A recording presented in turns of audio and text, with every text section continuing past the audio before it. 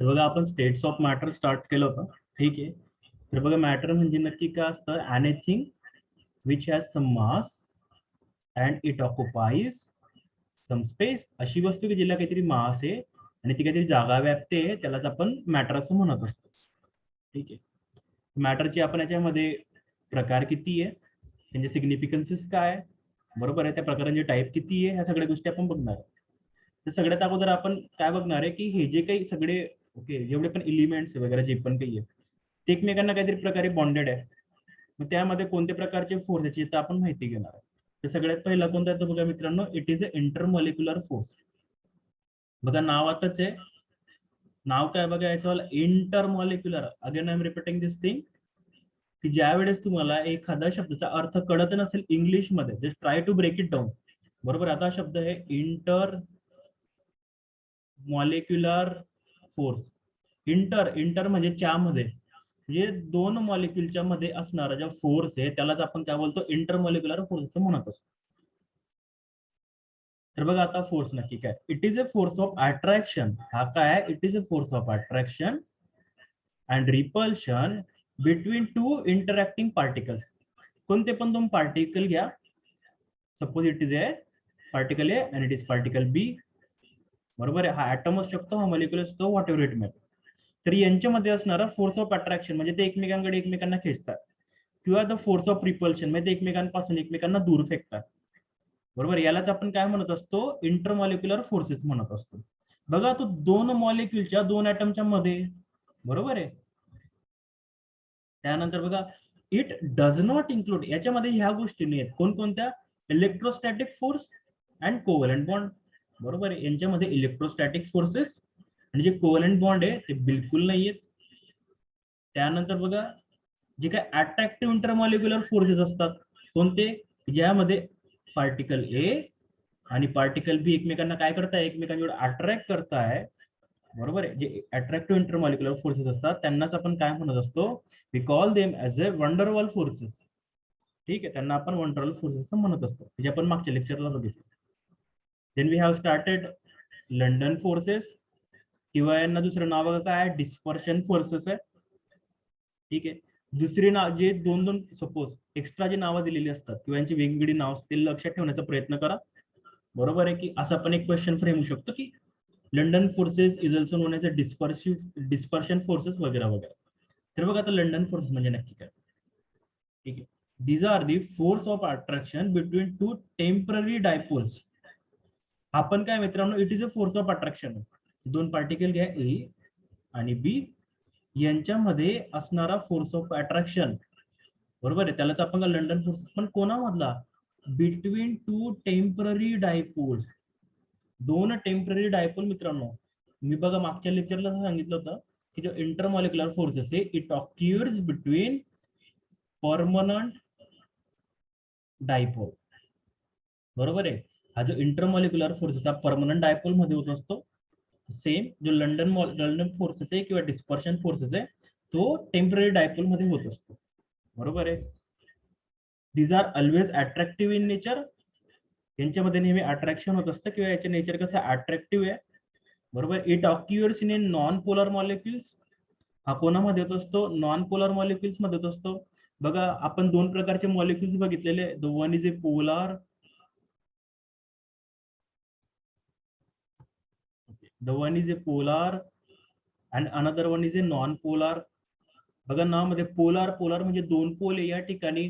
बरोबर आहे, हे कोणामध्ये होतात? असे ऍटम की जे sorry it occurs in a different atoms having different electronegativities, whereas the non-polar, okay, non-polar molecules occur in the same atoms या फिर particles and having same electronegativity. The example of polar molecule is a HCl and example of the non-polar molecule is a H2O2 N2 whatever it may be.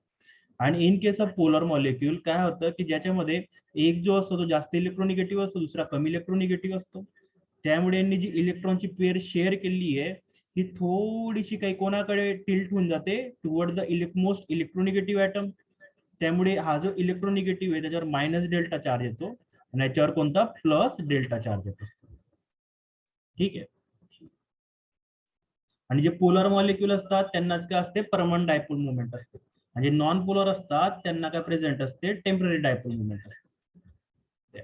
Interaction energy previous lecture नुसार की यांच्यामधले forces कुठपर्यंत active राहू शकतात maximum.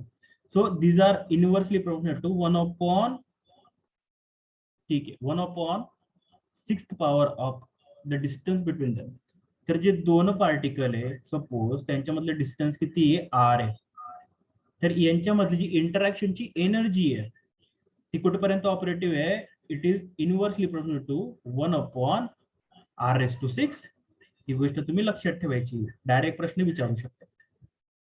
Then these are operative up to, कुठपर्यंत operative बघा, these are operative up to very short distances, खूप कमी अंतरापर्यंत हे ऑपरेटिव्ह आहे. अप टू किती, मॅक्स 500 पिकोमीटर.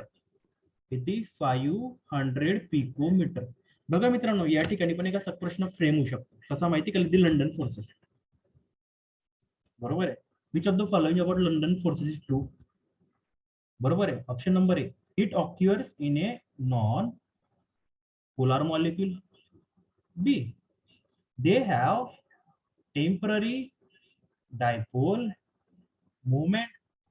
C, बरोबर आहे, they are operative up to 500 picometer.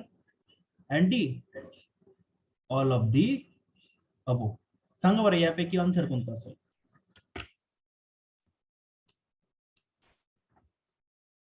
What would be? Okay, very good Sayali. इसका आंसर क्या होगा, डी होगा, ऑल ऑफ द. एक मी परत सांगतो तुम्हाला, क्वेश्चन असाच फ्रेम होतो.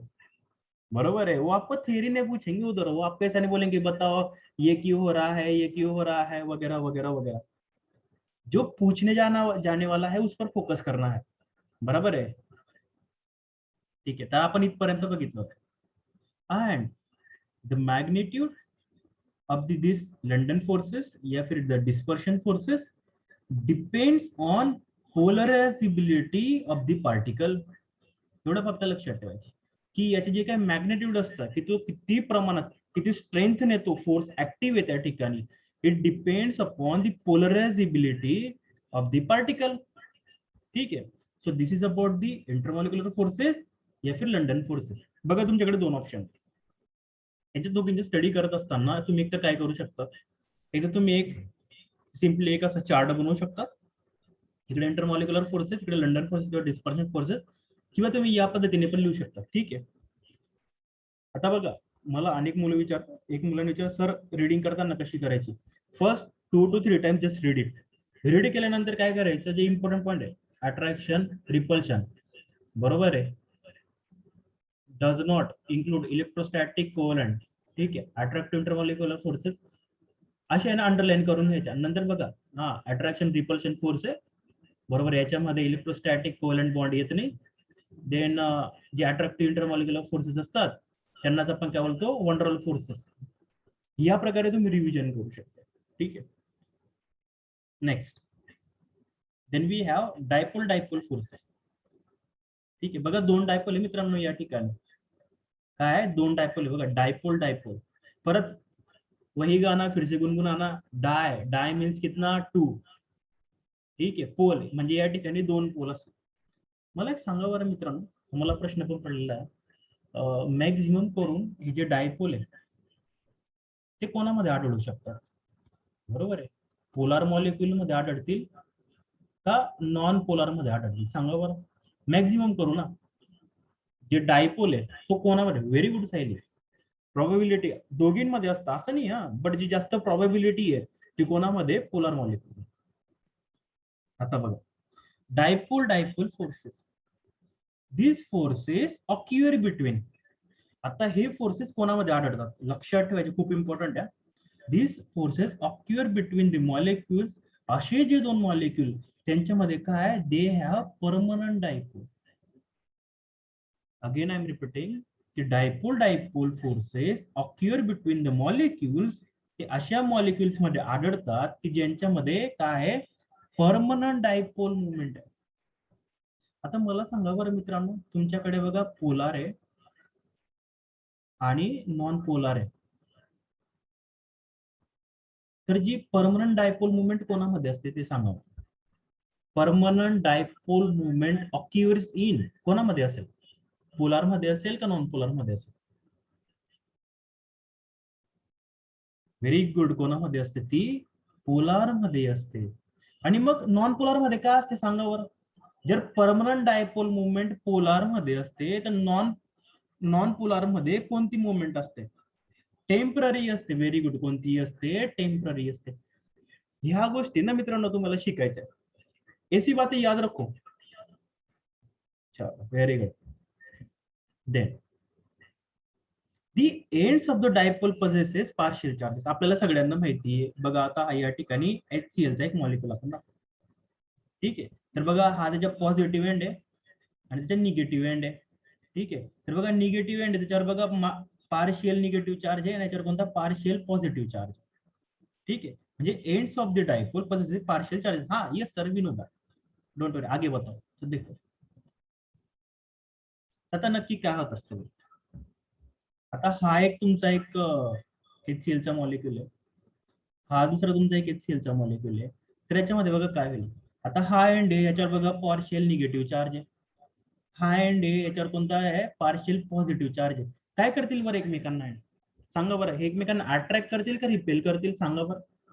ये निगेटिव है, ये पॉजिटिव है, क्या करेंगे एक दूसरे को? ये वेरी गुड. एक दूसरे को अट्रैक्ट करेंगे एक दूसरे की तरफ. क्यों sir?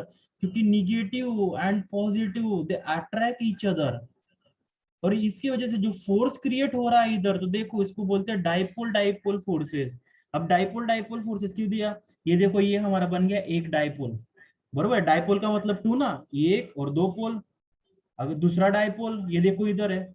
Therefore it is known as dipole dipole forces. Clear आहे का तुम्हाला? येस और नो सांगा बरं. डायपोल डायपोल फोर्सेसची कन्सेप्ट क्लियर आहे का? येस और नो मध्ये कमेंट करा मला. ओके. फक्त लक्षात ठेवा डायपोल म्हणजे काय असतो सर? डायपोल म्हणजे एक इकडे एक आमचा पॉझिटिव्ह चार्ज पार्शियल, इकडे एक निगेटिव्ह चार्ज कोणते पण एलिमेंट असो. हा एक डायपोल झाला तुमचा. डायपोल म्हणजे परत सांगतो डायपोल मध्ये दोन पोल असतात बघा. पॉझिटिव्ह चार्ज आहे पॉझिटिव्ह पोल आणि निगेटिव्ह पोल. सर हा दुसरा डायपोल आहे बघा सर. आता निगेटिव्ह आहे इकडे कोणता येईल सर? इकडे पॉझिटिव्ह येईल आणि इकडे येईल सर निगेटिव्ह. हा बघा दुसरा डायपोल. परत डायपोल मध्ये दोन पोल असतात बघा. एक पोल आणि दोन पोल. Dipole dipole forces. ठीक है. तो इसको ऐसा याद रखना है. दिमाग में इमेजेस बनाना स्टार्ट कर दो कि जो भी बोल रहा है, जो भी आप देख रहे हो उसकी इमेजेस बनाओ की ये क्या है. हे पाठ करायच्या गोष्टीने समजून घ्यायच्या. ठीक आहे. तर बघा कोणामध्ये आढळते लक्षात ठेवा. त्यानंतर आपल्याला माहिती की पार्शियल चार्जेस कुठे प्रेझेंट असतात असा पण प्रश्न पडू शकतो तुम्हाला. The partial charges okay present at the option दे दिया at the end at the middle okay anywhere and the none of the. असं पण तुम्हाला एक्झाम्पल येणार नाही म्हणा असा प्रश्न बट पॉसिबिलिटी आहे. चलो आता बघा मित्रांनो. आता हा जो काय डायपोल डायपोल फोर्स असतो हे खूप इम्पॉर्टंट स्टेटमेंट आहे. विचारलं गेलेलं पण जेई मध्ये नीट. जो डायपोल डायपोल फोर्स असतो it is stronger than that of A London forces. जे लंडन फोर्स आहे किंवा त्यांना आपण बघा डिस्पर्शन फोर्सेस पण म्हणतो त्यांच्यापेक्षा कसं आहे ते स्ट्रॉंगर आहे.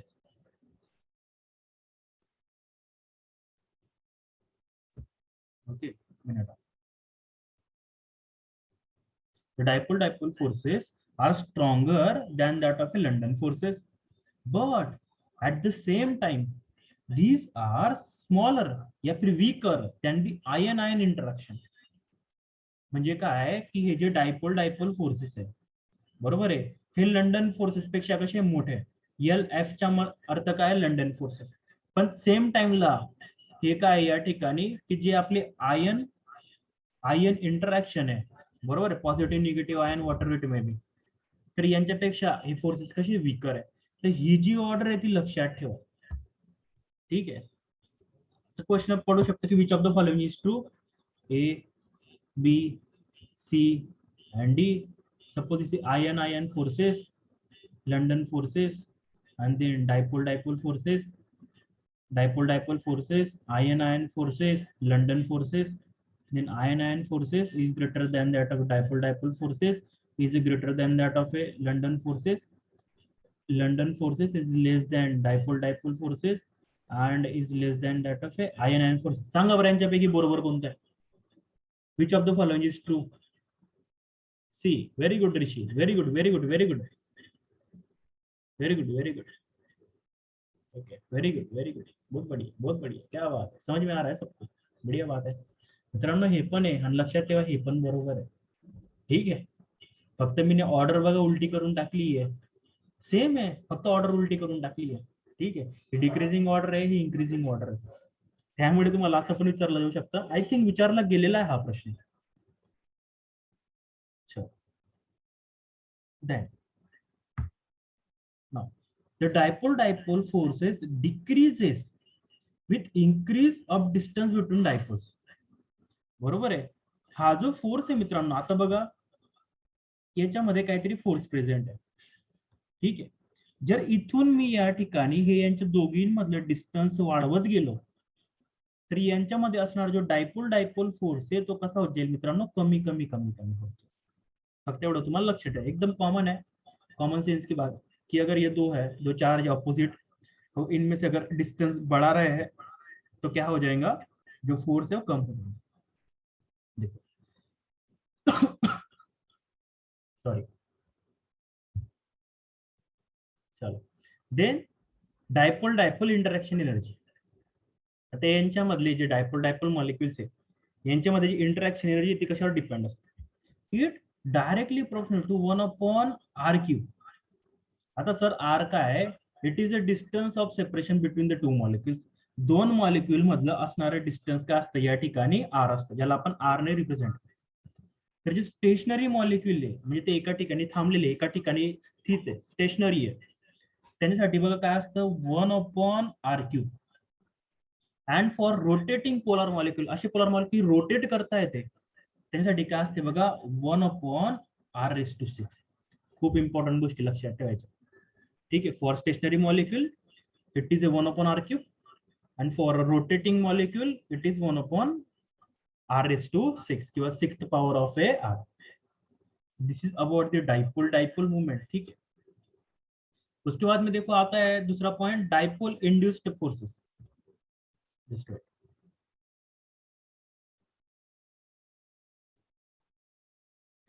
Then we have next topic, dipole induced dipole forces. खूप छान कॉन्सेप्ट है.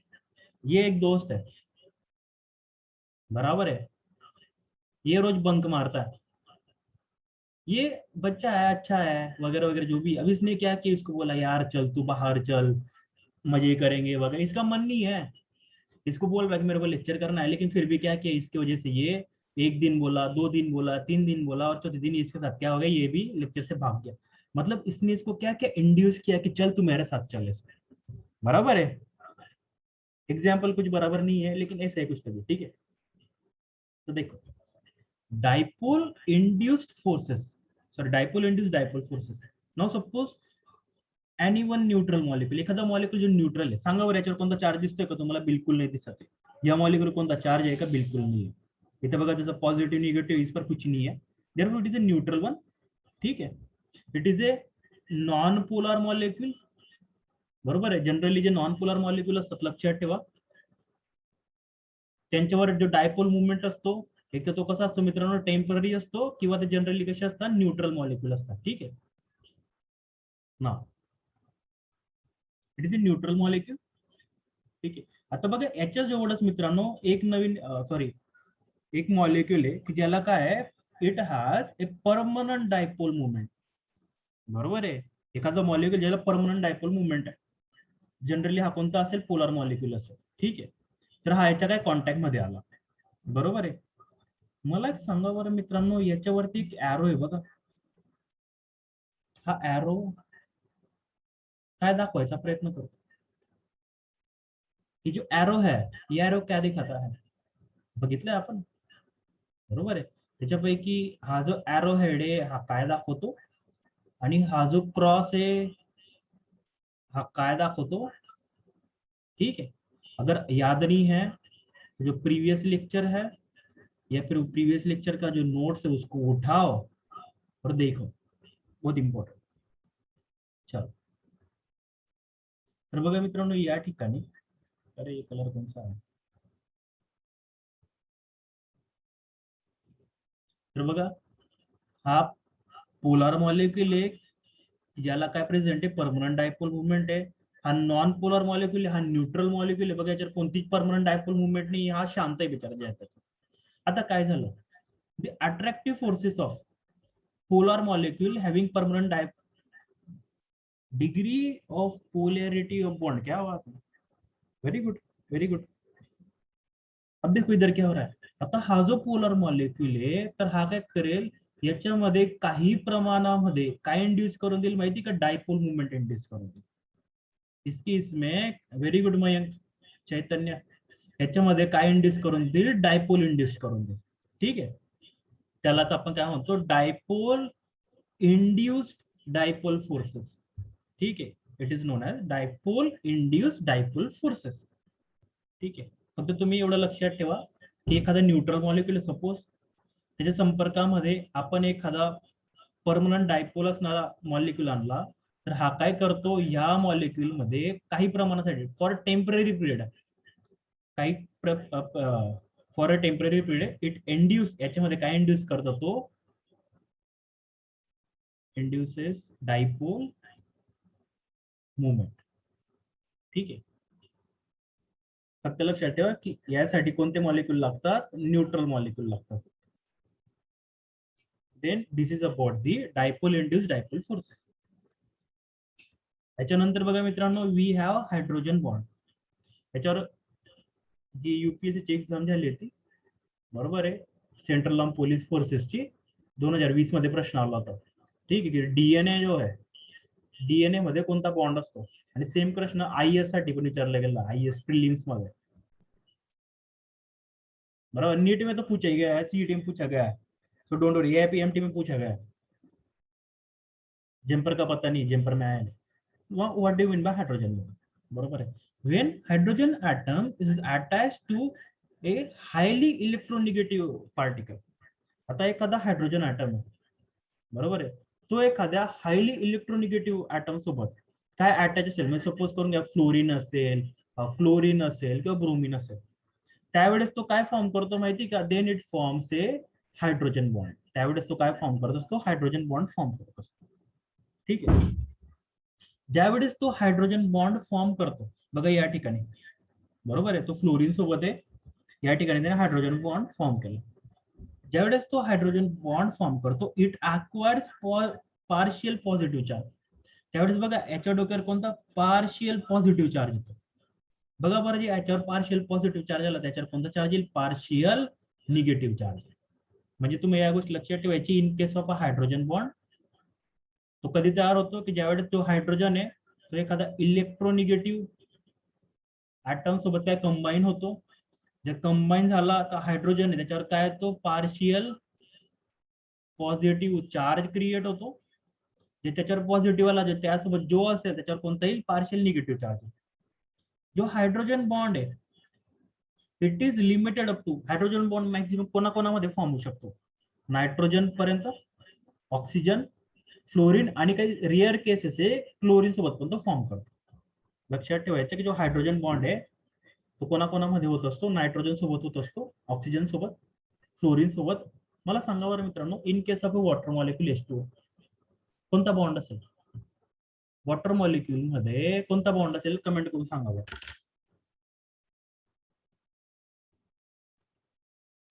In case of a water molecule कौन सा bond, covalent bond, okay very good.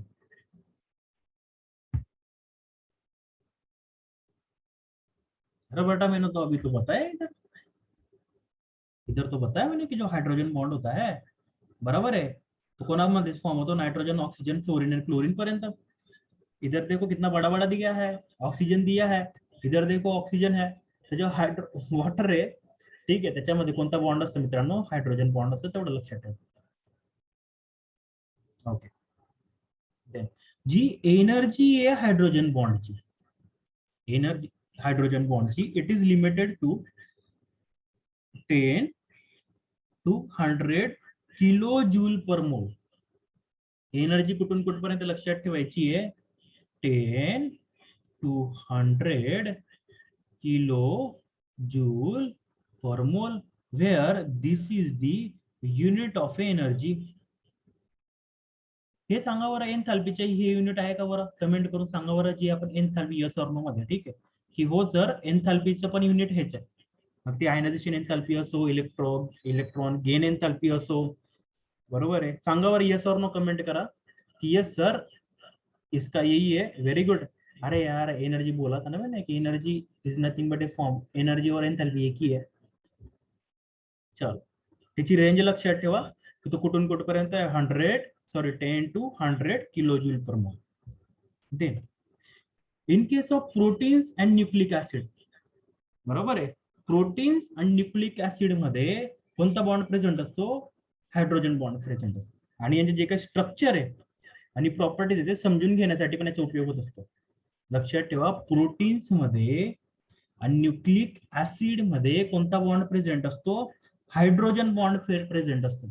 जर मी तुम्हाला विचारलं की भैया डीएनए में बताओ, डीएनए में कौन सा बॉन्ड है, कि फिर आरएनए है, आरएनए में कौन सा बॉन्ड है, तो आपको आना चाहिए कि यस सर उधर कौन सा बॉन्ड है, हाइड्रोजन बॉन्ड है. ये क्वेश्चन हर एग्जाम में पूछा गया है, ठीक है. okay. Neha any problem, Neha अगले, चलो ठीक आहे आगे जाते हैं. बरोबर आहे. तर बघा या प्रकारे हायड्रोजन बॉन्ड दाखवला जातो. ओके ठीक आहे बेटा, दिस इज अ हायड्रोजन बॉन्ड. हा कोणासोबत फॉर्म करतो, फ्लोरीन सोबत. फ्लोरीन बघा सगळ्यांना माहिती की मोस्ट इलेक्ट्रोनिगेटिव्ह ॲटम आहे पूर्ण मॉडर्न पिरियोडिक टेबल मध्ये. त्यामुळे बघा काय झालंय या ठिकाणी जो हायड्रोजन आहे बघा त्याच्यावर पार्शियल पॉझिटिव्ह चार्ज आलाय आणि पार्शियल, आणि जो हायड्रोजन बॉन्ड आहे मित्रांनो तो अशा डॉटेड लाईनने दाखवता, ठीक आहे एवढं लक्षात ठेवायचं. हायड्रोजन बॉन्ड डॉटेड लाईनने दाखवत असतो. चलो ठीक है, नेक्स्ट. ये तो हो गया, देखो हमने कौन कौन से बॉन्ड देखे पहले देख लेंगे. We have seen intermolecular forces, London forces, dipole dipole forces, dipole induced forces. Induce charge लक्षात घ्या की एकाने दुसऱ्यामध्ये इंड्यूस करणे. हायड्रोजन बॉन्ड बघितला, आता बघणार मित्रांनो आपण गॅसियस स्टेट. अरे बघितलं आपण हे खूप अगोदरपासून बघत आलोय की गॅस म्हणजे काय, गॅसियस स्टेट. ठीक आहे, तर बघा मित्रांनो आपल्या पृथ्वीच्या वरती ऍटमॉस्फियर प्रेझेंट, बरोबर आहे. बरोबर, ही आपली पृथ्वी आहे. एक मिनिट इसको, सो दिस इज ये हमारे प्यारी प्यारी अर्थ है, बरोबर आहे. और ये जो हमारी प्यारी प्यारी अर्थ है इथे वरती असं काय प्रेझेंट आहे, ऍटमॉस्फियर प्रेझेंट आहे, ठीक आहे. आणि या ऍटमॉस्फियरचे मित्रांनो काही लेयर्स आहेत. ऍटमॉस्फियरचे काय आहे, काही लेयर्स आहेत. त्याच्या सगळ्यात पहिला लेअर जो आपल्यापासून सगळ्यात जवळचा लेअर कोणता आहे, ट्रोपोस्फियर आहे, बरोबर आहे. अनेक आहे, ट्रोपोस्फियर आहे, मेझोस्फियर आहे, देन आयनोस्फियर आहे, एक्झोस्फियर आहे, स्ट्रॅटोस्फियर आहे, ठीक आहे. ते अनेक आहे, त्यापैकी सध्या फक्त आपण ट्रोपोस्फियर बद्दल बघणार. तर बघा मित्रांनो जो ट्रोपोस्फियर आहे हे लक्षात ठेवा, हे वाक्य खूप इम्पॉर्टंट आहे. Troposphere held to the surface of earth by gravitational force. हा जो ट्रोपोस्फियर आहे मित्रांनो, ठीक आहे, हा इथून इथपर्यंत काहीतरी असं. तर हा या पोझिशनला कसा आहे मित्रांनो, निअरबट कॉन्स्टंट आहे. पण तो काय आहे त्या ठिकाणी, काय असा कोणता फोर्स आहे की ज्याने त्याला ट्रोपोस्फियरला पकडून ठेवला, तर लक्षात ठेवायचे it is nothing but A gravitational force. कोणता फोर्स आहे, ग्रॅव्हिटेशनल फोर्स, ठीक आहे. ते तुम्ही लक्षात ठेवायचे, हा प्रश्न डायरेक्ट येऊ शकतो.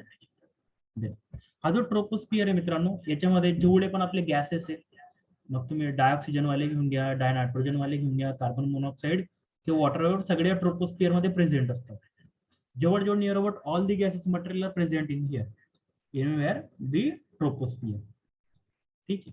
नो मॉडर्न पिरियोडिक टेबल, जर आपण बघा मॉडर्न पिरियोडिक टेबल मध्ये बघितलं, then we will found that की जे 11 एलिमेंट आहे मॉडर्न पिरियोडिक टेबल मध्ये, जे 11 एलिमेंट आहे ते नॉर्मल कंडिशन मध्ये at normal temperature and pressure ते आपल्याला कशामध्ये आढळतात मित्रांनो, गॅस मध्ये आढळतात. कोणत्या, गॅसियस स्टेट मध्ये आढळतात. किती, 11 एलिमेंट लक्षात ठेवायचे मित्रांनो. आपल्या मॉडर्न पिरियोडिक टेबल मधले एकूण किती 11 एलिमेंट नॉर्मल कंडिशन मध्ये गॅसियस या फॉर्म मध्ये आढळतात. कोणकोणते बघा, हायड्रोजन आहे, नायट्रोजन आहे, oxygen, fluorine, chlorine, and most importantly all the zero group element helium, neon, argon, krypton, xenon and radon. बरोबर आहे. ही गोष्ट तुम्ही लक्षात ठेवायची, खूप इम्पॉर्टंट आहे. असे फॅक्ट्स विचारायची शक्यता खूप जास्त असते की how many elements are present at the gaseous state at the normal conditions वगैरे वगैरे.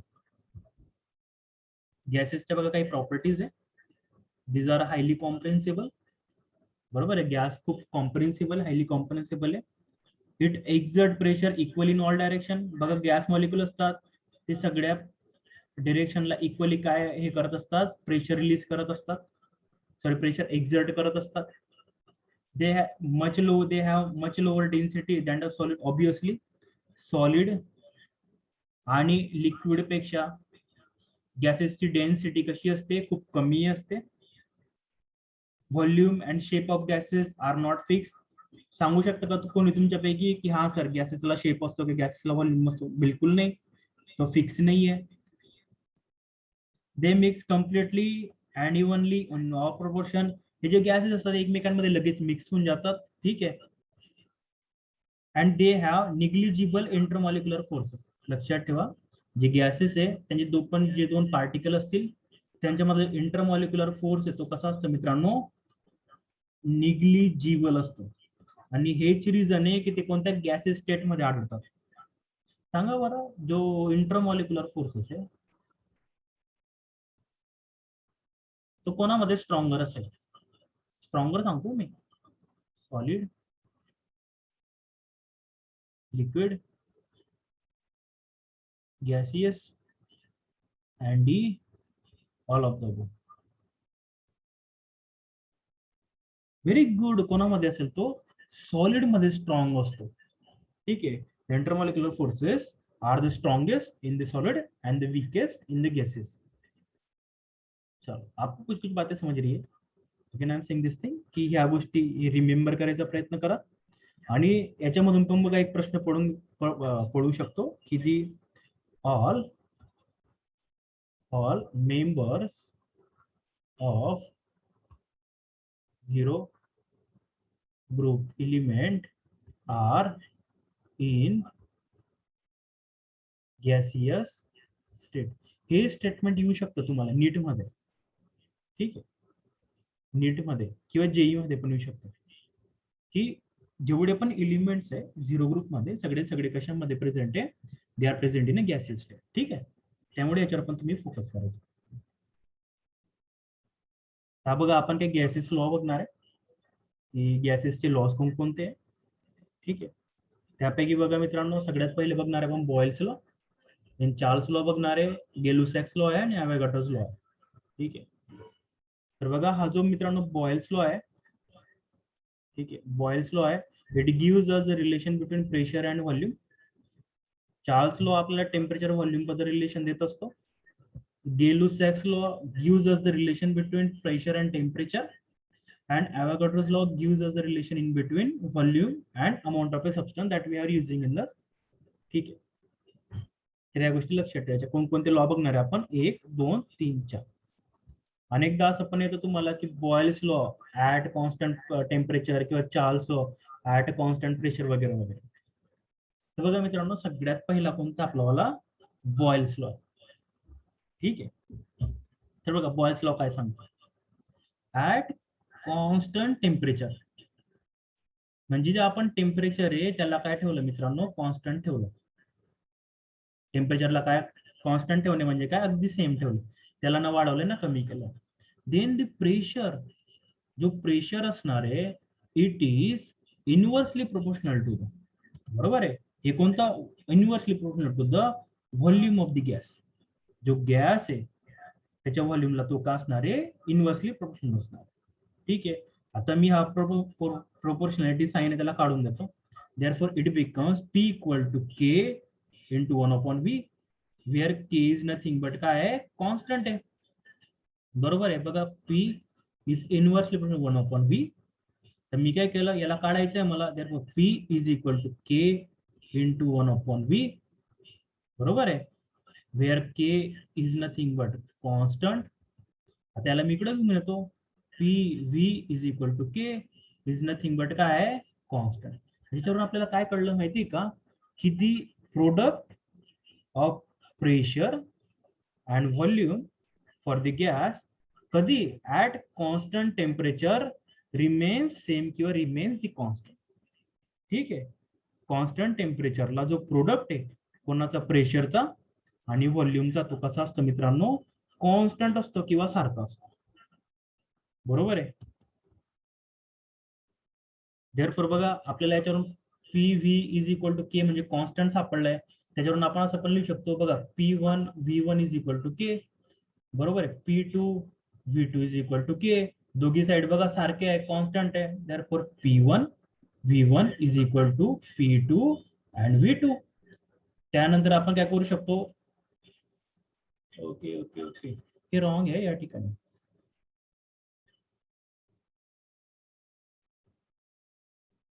ओके ठीक आहे, या ठिकाणी हे रॉंग आहे, इथं V2 पाहिजे, ठीक आहे, आणि या ठिकाणी ते V1 पाहिजे. तर बघा V2 आहे, therefore P1 हा V2 इकडे आला, नाही सॉरी, हा P2 ला खाली घेऊन येतो, P2 इकडे, हा V2 या ठिकाणी आणि हा V1 या ठिकाणी. ठीक आहे, चलो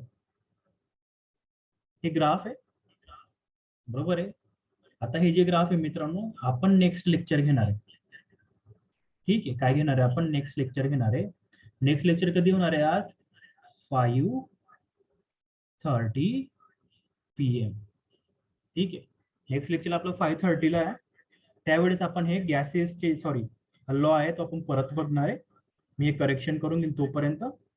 सोबत बघा आपण ग्राफ्स बघणार आहे, ग्राफ्स वरून प्रश्न विचारले जातात, बरोबर आहे, ग्राफ्स वरून 100% प्रश्न विचार, परत एकदा सांगतोय तुम्हाला मी, ग्राफ्स पण बघणार आहे आणि त्यानंतर एक छोटस डेरिवेशन आहे ते पण आपण बघणार. तर बघा आतापर्यंत आपण काही इंटरमॉलिक्युलर फोर्सेस बघितले, ठीक आहे. त्यानंतर आपण पहिला लॉ बघितला, boils law at the constant temperature. सांगा बरं तुम्हाला कमेंट करून, तुम्हाला कळला का बरं हा.